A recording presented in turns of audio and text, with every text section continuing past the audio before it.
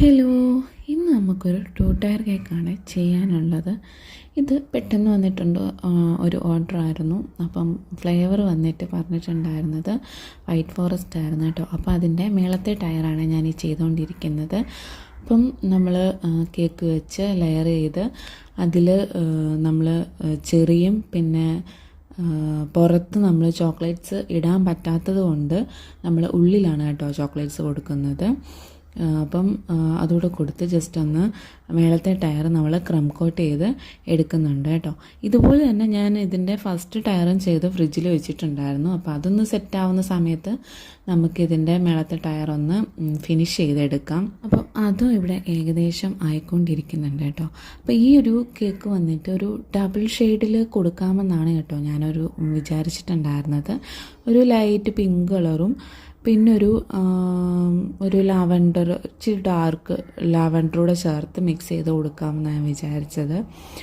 അപ്പം ചെറിയൊരു റെഫറൻസ് അയച്ചിട്ടുണ്ടായിരുന്നു. ഏകദേശം അതുപോലെ എന്ന് പറയാൻ ആ ഒരു ഡിസൈനൊക്കെ നമ്മൾ കൊടുത്തിട്ടുണ്ട്, എങ്കിലും കളറിൽ ചെറിയൊരു വ്യത്യാസം വരുത്തിയിട്ടുണ്ട് കേട്ടോ. അപ്പോൾ എൻ്റെ കയ്യിലാണെങ്കിൽ ഫോക്സ് ബോൾ ഉണ്ടായിരുന്നു. കുറച്ചൊരു ഒരു പിങ്ക് ഷെയ്ഡിൻ്റെ കുറച്ചുകൂടി ഡാർക്ക് ഷെയ്ഡായിട്ടുള്ളൊരു കളർ എൻ്റെ കയ്യിൽ ഇരിപ്പുണ്ടായിരുന്നു, ഫോക്സ് ബോൾ. അപ്പോൾ അതും ലാവൻഡർ കളർ ബട്ടർഫ്ലൈയും കൂടെ വെച്ചിട്ട് ചെയ്യാമെന്നായിരുന്നു ഞാൻ വിചാരിച്ചിരുന്നത്. അപ്പോൾ അതിൻ്റെ ഫസ്റ്റ് ടയർ, അതായത് മേളത്തെ ടയർ ഏകദേശം ഫിനിഷായി ഞാൻ ഫ്രിഡ്ജിൽ വെച്ചു.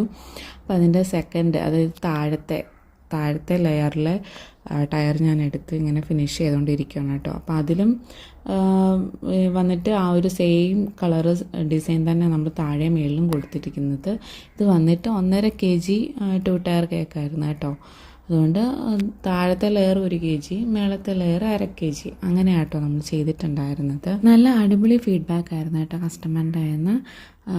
നല്ല നല്ല കേക്കായിരുന്നു, എല്ലാവർക്കും ഇഷ്ടപ്പെട്ടു എന്നൊക്കെ പറഞ്ഞിട്ടുണ്ടായിരുന്നു.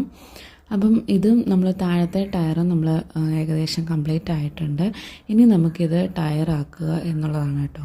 അത് ഇത്തിരി എപ്പോഴും ചെയ്യുമ്പം ടെൻഷനാണ്, എങ്കിലും എത്ര വട്ടം ചെയ്താലും ഈ ഒരു ഭാഗം വരുമ്പം ചെറിയൊരു ടെൻഷനാണ് അത് ഇങ്ങനെ എടുത്ത് വെക്കുമ്പോഴത്തേന്.